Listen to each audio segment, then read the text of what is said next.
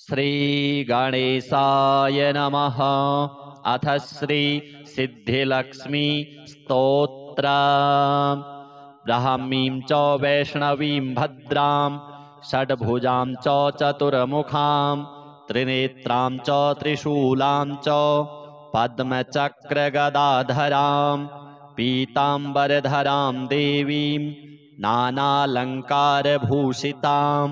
तेजः पुञ्जधरां श्रेष्ठां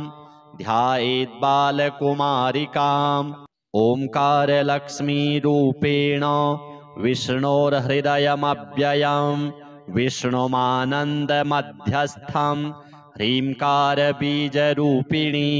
ॐ क्लीं अमृतानन्दभद्रे सद्य आनन्ददायिनी। ॐ श्रीं दैत्यभक्षरदां शक्तिमालिनी शत्रुमर्दिनी तेजः प्रकाशिनी देवी वरदा शुभकारिणी। ब्राह्मी च वैष्णवी भद्रा कालिका रक्तशाम्भवी आकार ब्रह्मरूपेण ओंकारं विष्णुमव्ययां सिद्धिलक्ष्मी परालक्ष्मी लक्ष्यलक्ष्मी नमोऽस्तुते। सूर्यकोटिप्रतीकाशं चन्द्रकोटिसमप्रभां तन्मध्ये निकरे सूक्ष्मं ब्रह्मरूपव्यवस्थितम् ओंकार परमानन्दं क्रियते सुखसम्पदा सर्वमङ्गलमाङ्गल्ये शिवे सर्वार्थसाधिके प्रथमे त्र्यम्बका गौरी द्वितीये वैष्णवी तथा तृतीये कमला प्रोक्ता चतुर्थे सुरसुन्दरी पंचमे विष्णुपत्नी च षष्ठे च वैष्णवी तथा सप्तमे च वरारोहा अष्टमे वरदायिनी नवमे खड्गत्रिशूला दशमे देवदेवता एकादशे सिद्धिलक्ष्मीर्द्वादशे ललितात्मिका। एतत् स्तोत्रं पठन्तस्त्वां स्तुवन्ति भुवि मानवाः सर्वोपद्रवमुक्तास्ते नात्र कार्या विचारणा। एकमासं द्विमासं वा त्रिमासं च चतुर्थकं पञ्चमासं च षड्मासं त्रिकालं यः पठेन्नरः ब्राह्मणाः क्लेशतो दुःख दरिद्रा भयपीडिताः जन्मान्तरसहस्रेषु मुच्यन्ते सर्वक्लेशतः। अलक्ष्मीर्लभते लक्ष्मीम् अपुत्रः पुत्रमुत्तमं धनं यशस्यमायुष्यं वहनि चौरभयेषु च शाकिनी भूतवेताल सर्वव्याधिनिपातके राजद्वारे महाघोरे संग्रामे रिपुसङ्कटे सभास्थाने श्मशाने च काराग्ये हारिबन्धने अशेषभयसम्प्राप्तौ सिद्धिलक्ष्मीं जपेन्नरः ईश्वरेण कृतं स्तोत्रं प्राणिनां हितकारणं स्तुवन्ति ब्राह्मणा नित्यं दारिद्र्यं न च वर्धते। या श्रीः पद्मवने कदम्बशिखरे राजगृहे कुञ्जरे श्वेते चाश्वयुते वृषे च युगले यज्ञे च युपस्थिते शङ्खे देवकुले नरेन्द्रभवनी गङ्गातटे गोकुले सा श्रीस्तिष्ठतु सर्वदा मम गृहे भूयात् सदा निश्चला। श्री सिद्धिलक्ष्मी देव्यार्पणमस्तु। ब्राह्मीं च वैष्णवीं भद्रां षड्भुजां च चतुर्मुखां त्रिनेत्रां च त्रिशूलां च पद्मचक्रगदाधरां पीताम्बरधरां देवीं नानालङ्कारभूषितां तेजः पुञ्जधरां श्रेष्ठां ध्यायेत् बालकुमारिकाम्। ओंकारलक्ष्मीरूपेण विष्णोर्हृदयमव्ययं विष्णुमानन्दमध्यस्थं ह्रींकारबीजरूपिणी ॐ क्लीं अमृतानन्दभद्रे सद्य आनन्ददायिनी। ॐ श्रीं दैत्यभक्षरदां शक्तिमालिनी शत्रुमर्दिनी तेजः प्रकाशिनी देवी वरदा शुभकारिणी। ब्राह्मी च वैष्णवी भद्रा कालिका रक्तशाम्भवी आकार ब्रह्मरूपेण ओंकारं विष्णुमव्ययां सिद्धिलक्ष्मी परालक्ष्मी लक्ष्यलक्ष्मी नमोऽस्तुते। सूर्यकोटिप्रतीकाशं चन्द्रकोटिसमप्रभां तन्मध्ये निकरे सूक्ष्मं ब्रह्मरूपव्यवस्थितम् ओंकार परमानन्दं क्रियते सुखसम्पदा। सर्वमङ्गलमाङ्गल्ये शिवे सर्वार्थसाधिके प्रथमे त्र्यम्बका गौरी द्वितीये वैष्णवी तथा तृतीये कमला प्रोक्ता चतुर्थे सुरसुन्दरी पंचमे विष्णुपत्नी च षष्ठे च वैष्णवी तथा सप्तमे च वरारोहा अष्टमे वरदायिनी नवमे खड्गत्रिशूला दशमे देवदेवता एकादशे सिद्धिलक्ष्मीर्द्वादशे ललितात्मिका। एतत् स्तोत्रं पठन्तस्त्वां स्तुवन्ति भुवि मानवाः सर्वोपद्रवमुक्तास्ते नात्र कार्या विचारणा। एकमासं द्विमासं वा त्रिमासं च चतुर्थकं पञ्चमासं च षड्मासं त्रिकालं यः पठेन्नरः ब्राह्मणाः क्लेशतो दुःख दरिद्राभयपीडिताः जन्मान्तरसहस्रेषु मुच्यन्ते सर्वक्लेशतः। अलक्ष्मीर्लभते लक्ष्मीम् अपुत्रः पुत्रमुत्तमं धनं यशस्यमायुष्यं वहनि चौरभयेषु च शाकिनी भूतवेताल सर्वव्याधिनिपातके राजद्वारे महाघोरे संग्रामे रिपुसङ्कटे सभास्थाने श्मशाने च काराग्ये हारिबन्धने अशेषभयसम्प्राप्तौ सिद्धिलक्ष्मीं जपेन्नरः ईश्वरेण कृतं स्तोत्रं प्राणिनां हितकारणं स्तुवन्ति ब्रह्मणा नित्यं दारिद्र्यं न च वर्धते। या श्रीः पद्मवने कदम्बशिखरे राजगृहे कुञ्जरे श्वेते चाश्वयुते वृषे च युगले यज्ञे च युपस्थिते शङ्खे देवकुले नरेन्द्रभवनी गङ्गातटे गोकुले सा श्रीस्तिष्ठतु सर्वदा मम गृहे भूयात् सदा निश्चला। श्रीसिद्धिलक्ष्मी देव्यार्पणमस्तु। ब्राह्मीं च वैष्णवीं भद्रां षड्भुजां च चतुर्मुखां त्रिनेत्रां च त्रिशूलां च पद्मचक्रगदाधरां पीताम्बरधरां देवीं नानालङ्कारभूषितां तेजःपुञ्जधरां श्रेष्ठां ध्यायेद्बालकुमारिकाम् ओंकारलक्ष्मीरूपेण विष्णोर्हृदयमव्ययं विष्णुमानन्दमध्यस्थं ह्रींकारबीजरूपिणी। ॐ क्लीं अमृतानन्दभद्रे सद्य आनन्ददायिनी। ॐ श्रीं दैत्यभक्षरदां शक्तिमालिनी शत्रुमर्दिनी तेजः प्रकाशिनी देवी वरदा शुभकारिणी। ब्राह्मी च वैष्णवी भद्रा कालिका रक्तशाम्भवी आकार ब्रह्मरूपेण ओंकारं विष्णुमव्ययां सिद्धिलक्ष्मी परालक्ष्मी लक्ष्यलक्ष्मी नमोऽस्तुते। सूर्यकोटिप्रतीकाशं चन्द्रकोटिसमप्रभां तन्मध्ये निकरे सूक्ष्मं ब्रह्मरूपव्यवस्थितं ओंकार परमानन्दं क्रियते सुखसम्पदा सर्वमङ्गलमाङ्गल्ये शिवे सर्वार्थसाधिके प्रथमे त्र्यम्बका गौरी द्वितीये वैष्णवी तथा तृतीये कमला प्रोक्ता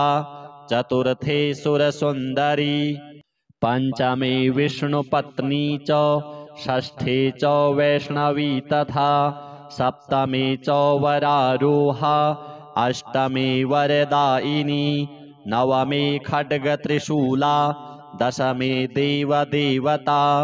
एकादशे सिद्धिलक्ष्मीर्द्वादशे ललितात्मिका एतत् स्तोत्रं पठन्तस्त्वां स्तुवन्ति भुवि मानवाः सर्वोपद्रवमुक्तास्ते नात्र कार्या विचारणा एकमासं द्विमासं वा त्रिमासं च चतुर्थकं पञ्चमासं च षड्मासं त्रिकालं यः पठेन्नरः ब्राह्मणाः क्लेशतो दुःख दरिद्रा भयपीडिताः जन्मान्तरसहस्रेषु मुच्यन्ते सर्वक्लेशतः अलक्ष्मीर्लभते लक्ष्मीम् अपुत्रः पुत्रमुत्तमं धनं यशस्यमायुष्यं वहनि चौरभयेषु च शाकिनी भूतवेताल सर्वव्याधिनिपातके राजद्वारे महाघोरे संग्रामे रिपुसङ्कटे सभास्थाने श्मशाने च काराग्ये हारिबन्धने अशेषभयसम्प्राप्तौ सिद्धिलक्ष्मीं जपेन्नरः ईश्वरेण कृतं स्तोत्रं प्राणिनां हितकारणं स्तुवन्ति ब्रह्मणा नित्यं दारिद्र्यं न च वर्धते या श्रीः पद्मवने कदम्बशिखरे राजगृहे कुञ्जरे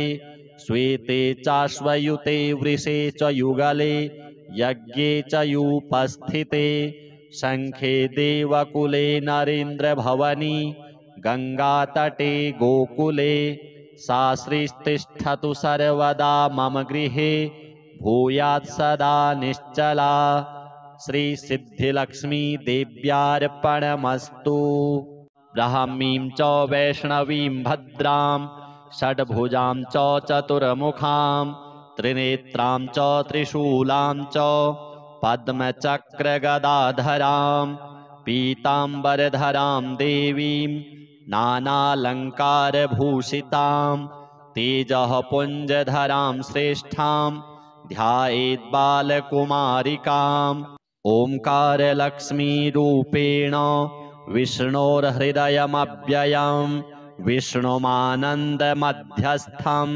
ह्रींकारबीजरूपिणी ॐ क्लीं अमृतानन्दभद्रे सद्य आनन्ददायिनी ॐ श्रीं दैत्यभक्षरदां शक्तिमालिनी शत्रुमर्दिनी तेजः प्रकाशिनी देवी वरदा शुभकारिणी ब्राह्मी च वैष्णवी भद्रा कालिका रक्तशाम्भवी आकार ब्रह्मरूपेण ओंकारं विष्णुमव्ययां सिद्धिलक्ष्मीपरालक्ष्मी लक्ष्यलक्ष्मी नमोऽस्तुते सूर्यकोटिप्रतीकाशं चन्द्रकोटिसमप्रभां तन्मध्ये निकरे सूक्ष्मं ब्रह्मरूपव्यवस्थितम् ओंकार परमानन्दं क्रियते सुखसम्पदा सर्वमङ्गलमाङ्गल्ये शिवे सर्वार्थसाधिके प्रथमे त्र्यम्बका गौरी द्वितीये वैष्णवी तथा तृतीये कमला प्रोक्ता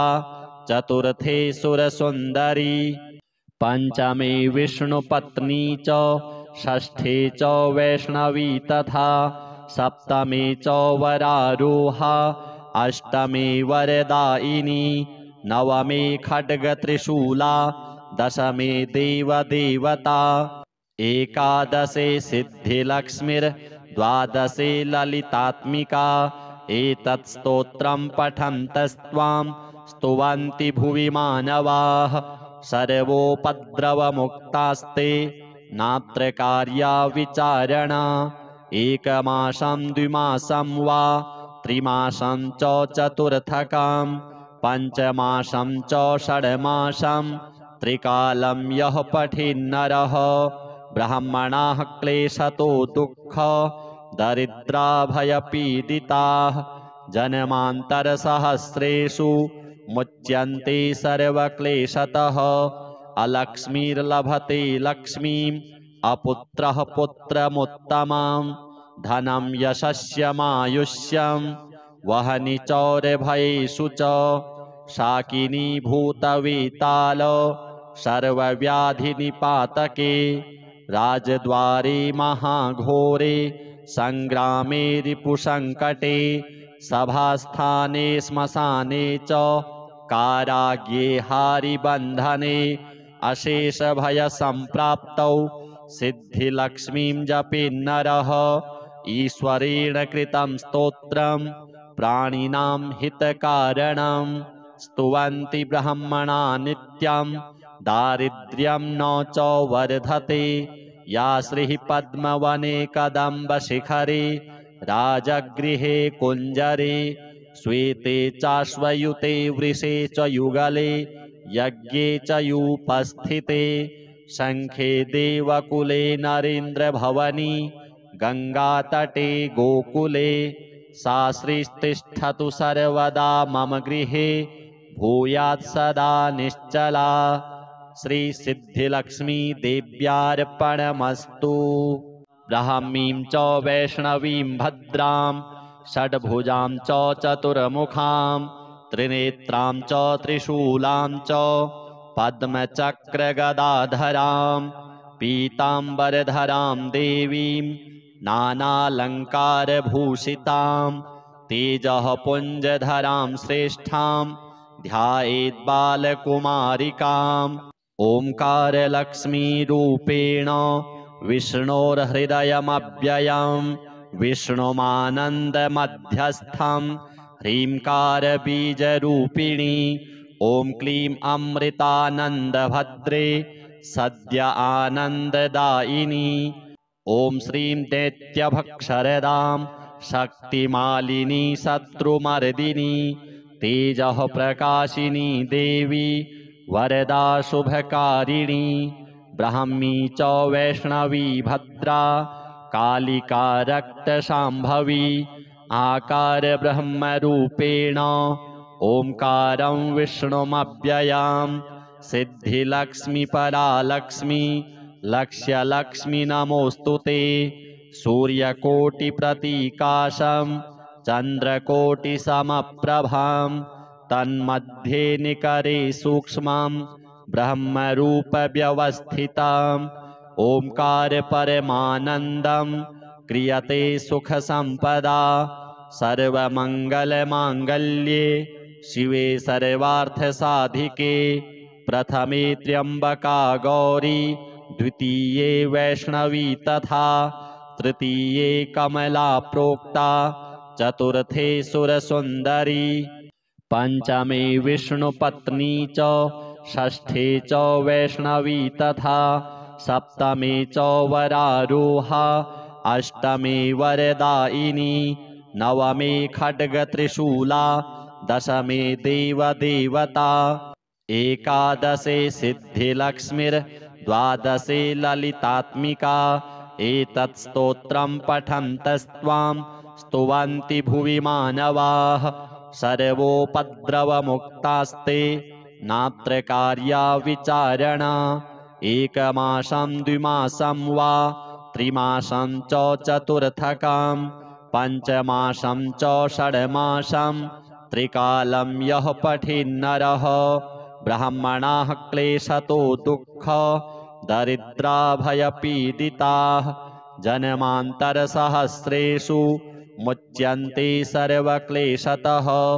अलक्ष्मीर्लभते लक्ष्मीम् अपुत्रः पुत्रमुत्तमं धनं यशस्यमायुष्यं वहनि चौरभयेषु च शाकिनी भूतवेताल सर्वव्याधिनिपातके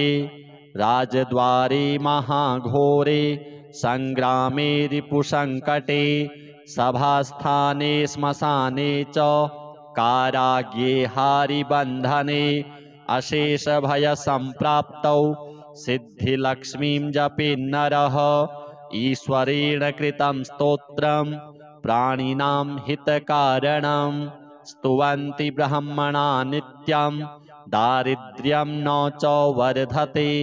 या श्रीः पद्मवने कदम्बशिखरे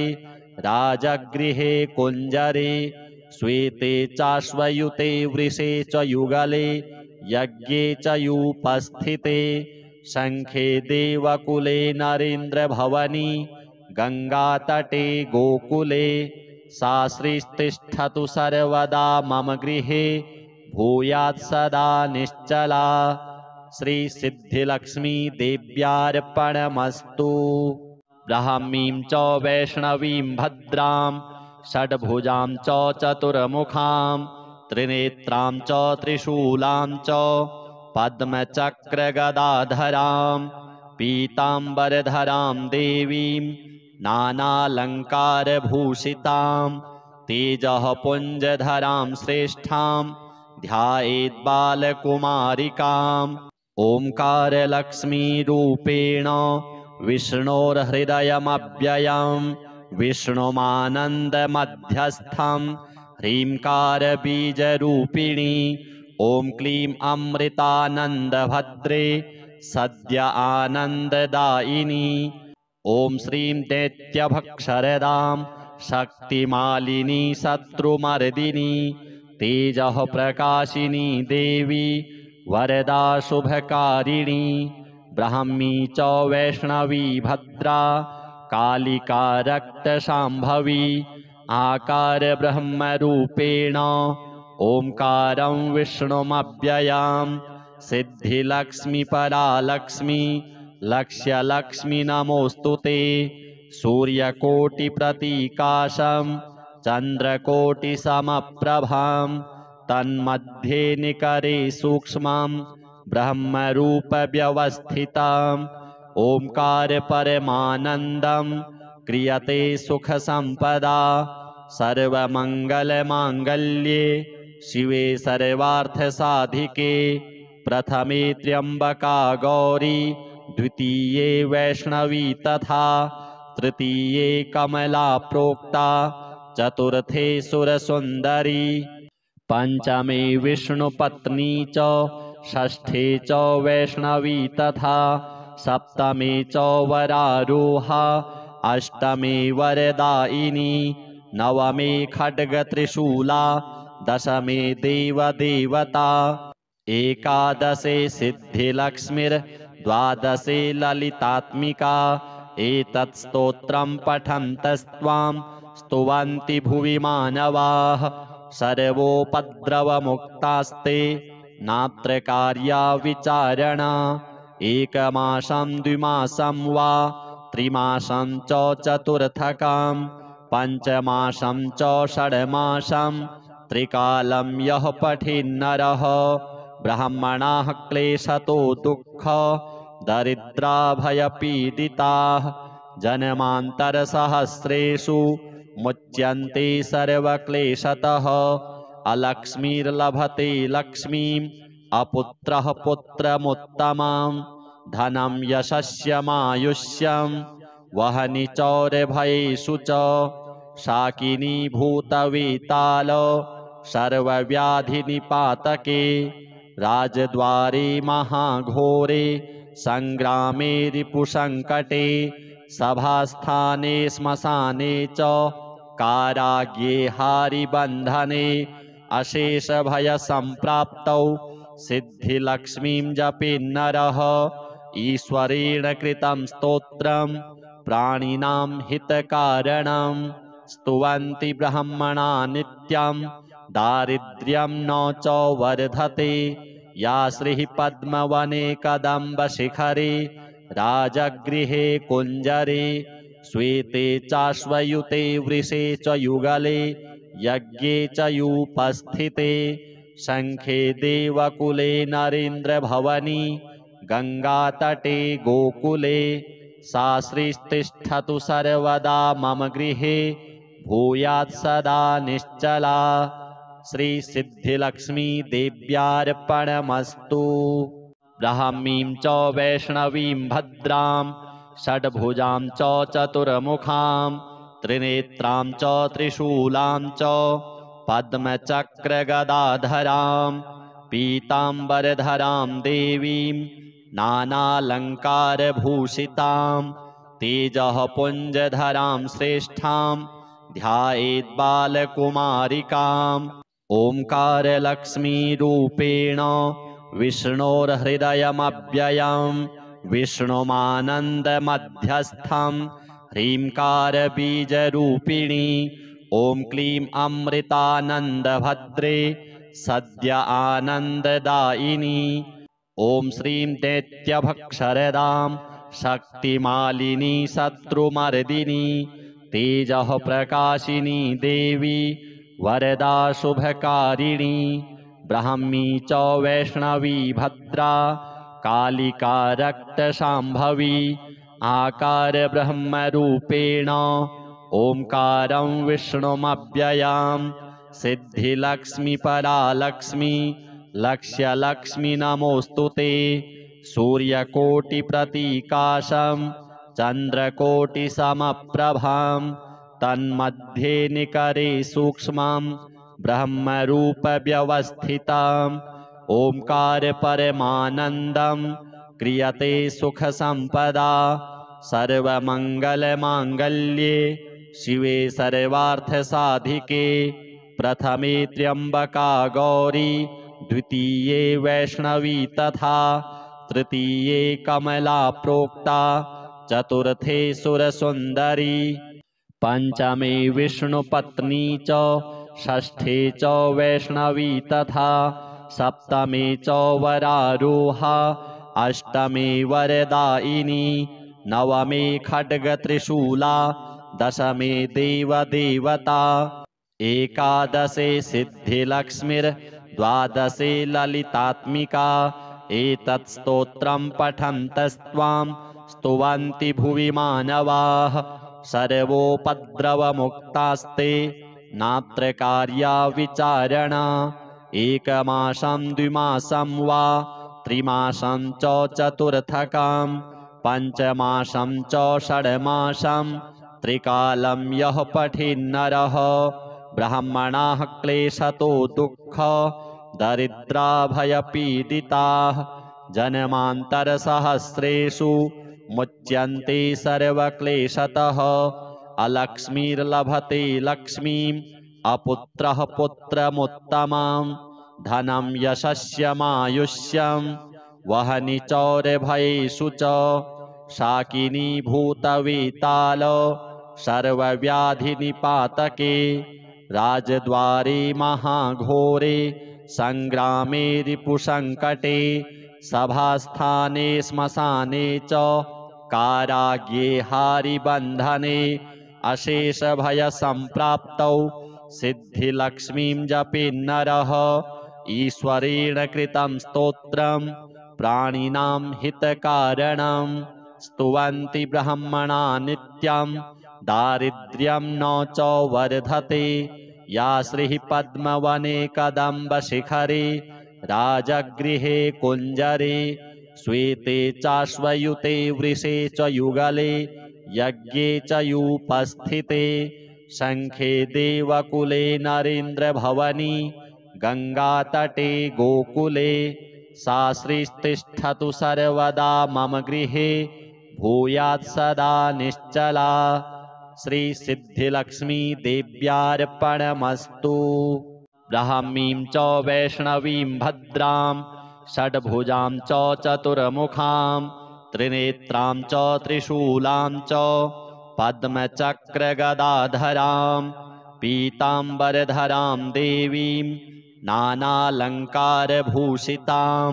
तेजः पुञ्जधरां श्रेष्ठां ध्यायेद्बालकुमारिकाम्। ओङ्कारलक्ष्मीरूपेण विष्णोर्हृदयमव्ययं विष्णुमानन्दमध्यस्थं ह्रीङ्कारबीजरूपिणी ॐ क्लीं अमृतानन्दभद्रे सद्य आनन्ददायिनी ॐ श्रीं दैत्यभक्षरदां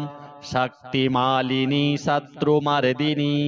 तेजः प्रकाशिनी देवी वरदा शुभकारिणी ब्राह्मी च वैष्णवी भद्रा कालिका रक्तशाम्भवी आकार ब्रह्मरूपेण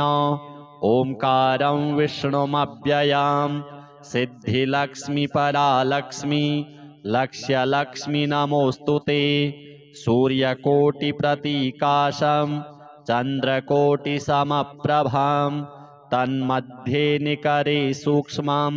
ब्रह्मरूपव्यवस्थितम् ओंकार परमानन्दं क्रियते सुखसम्पदा सर्वमङ्गलमाङ्गल्ये शिवे सर्वार्थसाधिके प्रथमे त्र्यम्बका गौरी द्वितीये वैष्णवी तथा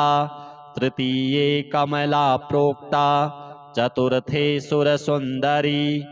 पंचमे विष्णुपत्नी च षष्ठे च वैष्णवी तथा सप्तमे च वरारोहा अष्टमे वरदायिनी नवमे खड्गत्रिशूला दशमे देवदेवता एकादशे सिद्धिलक्ष्मीर्द्वादशे ललितात्मिका एतत् स्तोत्रं पठन्तस्त्वां स्तुवन्ति भुवि मानवाः सर्वोपद्रवमुक्तास्ते नात्र कार्या विचारणा एकमासं द्विमासं वा त्रिमासं च चतुर्थकं पञ्चमासं च षड्मासं त्रिकालं यः पठेन्नरः ब्राह्मणाः क्लेशतो दुःख दरिद्रा भयपीडिताः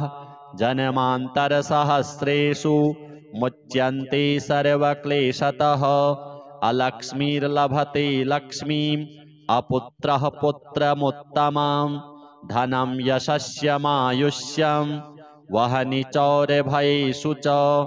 शाकिनी भूतवेताल सर्वव्याधिनिपातके राजद्वारे महाघोरे संग्रामे रिपुसङ्कटे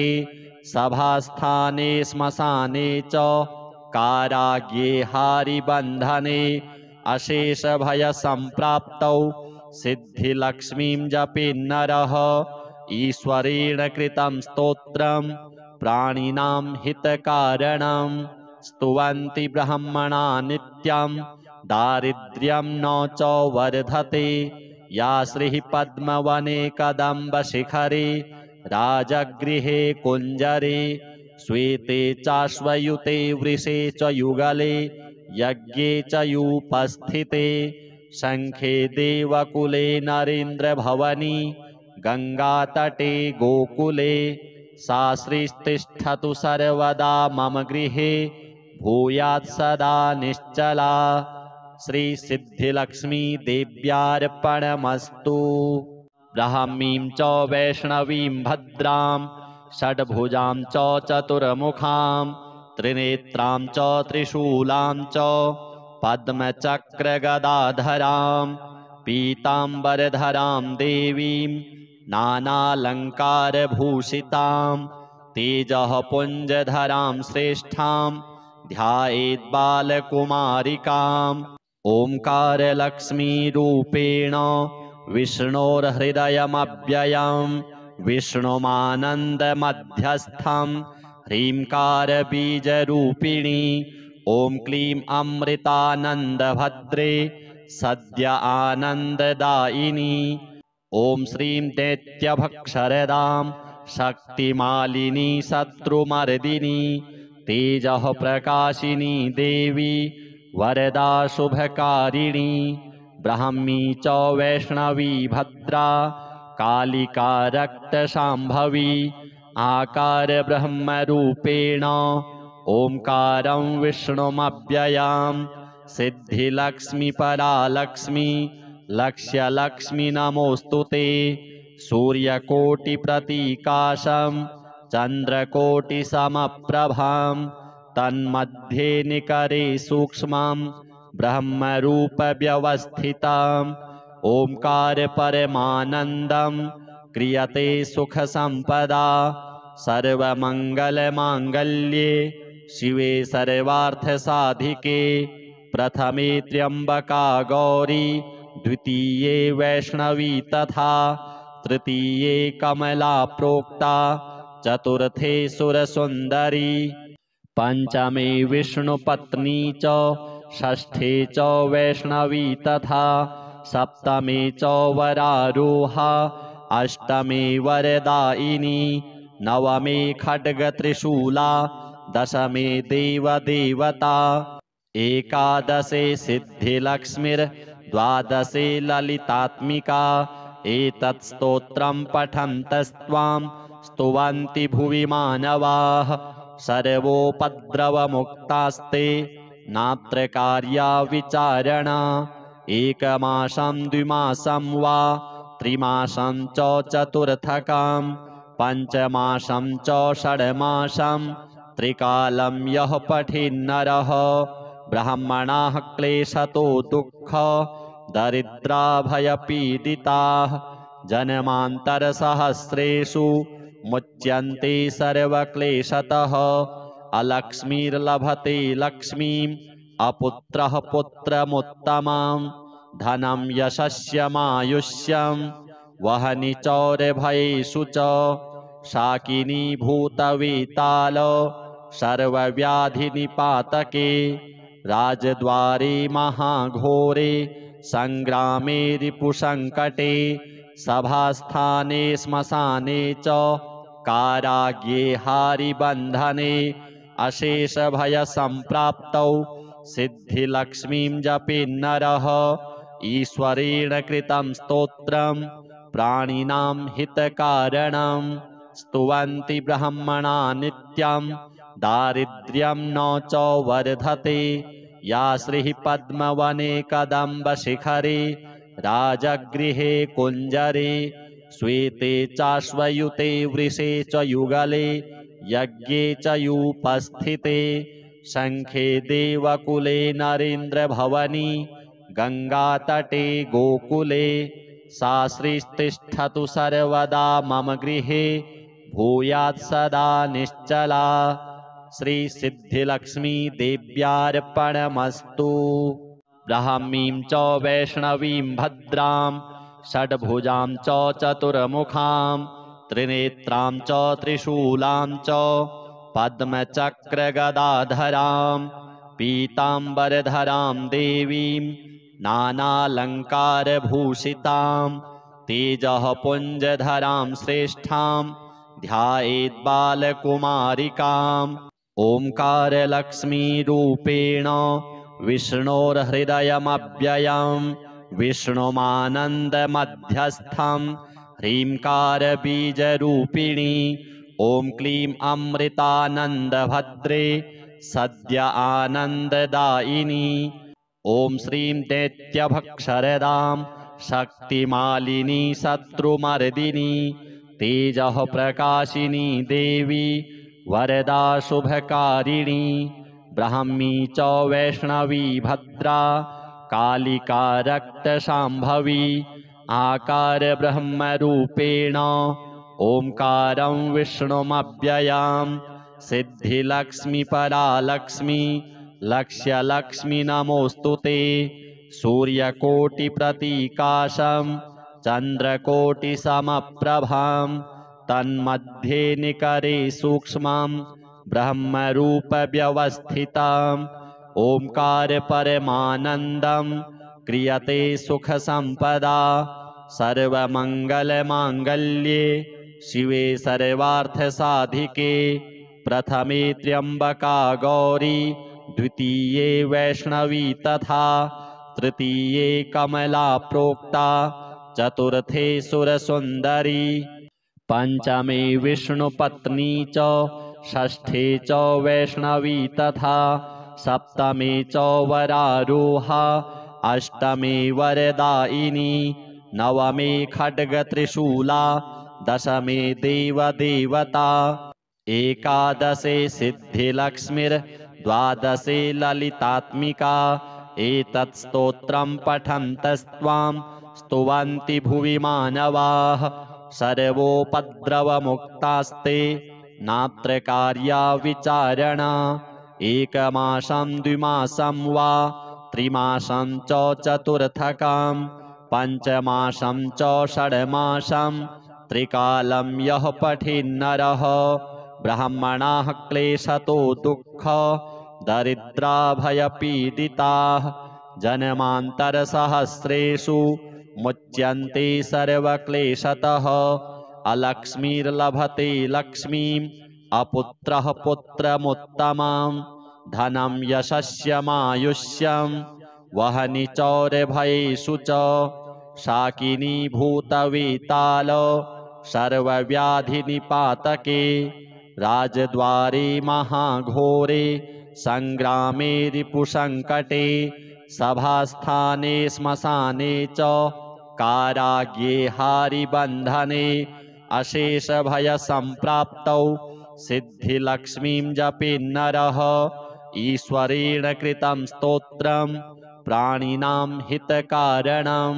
स्तुवन्ति ब्रह्मणा नित्यं दारिद्र्यं न च वर्धते या श्रीः पद्मवने कदम्बशिखरे राजगृहे कुञ्जरे श्वेते चाश्वयुते वृषे च युगले यज्ञे च युपस्थिते शङ्खे देवकुले नरेन्द्रभवनी गङ्गातटे गोकुले सा श्रीस्तिष्ठतु सर्वदा मम गृहे भूयात् सदा निश्चला श्रीसिद्धिलक्ष्मी देव्यार्पणमस्तु। ब्राह्मीं च वैष्णवीं भद्रां षड्भुजां च चतुर्मुखां त्रिनेत्रां च त्रिशूलां च पद्मचक्रगदाधरां पीताम्बरधरां देवीं नानालङ्कारभूषितां तेजः पुञ्जधरां श्रेष्ठां ध्यायेद्बालकुमारिकाम् ओंकारलक्ष्मीरूपेण विष्णोर्हृदयमव्ययं विष्णुमानन्दमध्यस्थं ह्रींकारबीजरूपिणी ॐ क्लीं अमृतानन्दभद्रे सद्य आनन्ददायिनी ॐ श्रीं दैत्यभक्षरदां शक्तिमालिनी शत्रुमर्दिनी तेजः प्रकाशिनी देवी वरदा शुभकारिणी ब्राह्मी च वैष्णवी भद्रा कालिका रक्तशाम्भवी आकार ब्रह्मरूपेण ओंकारं विष्णुमव्ययां सिद्धिलक्ष्मी परालक्ष्मी लक्ष्यलक्ष्मी नमोऽस्तुते सूर्यकोटिप्रतीकाशं चन्द्रकोटिसमप्रभां तन्मध्ये निकरे सूक्ष्मं ब्रह्मरूपव्यवस्थितम् ओंकार परमानन्दं क्रियते सुखसम्पदा सर्वमङ्गलमाङ्गल्ये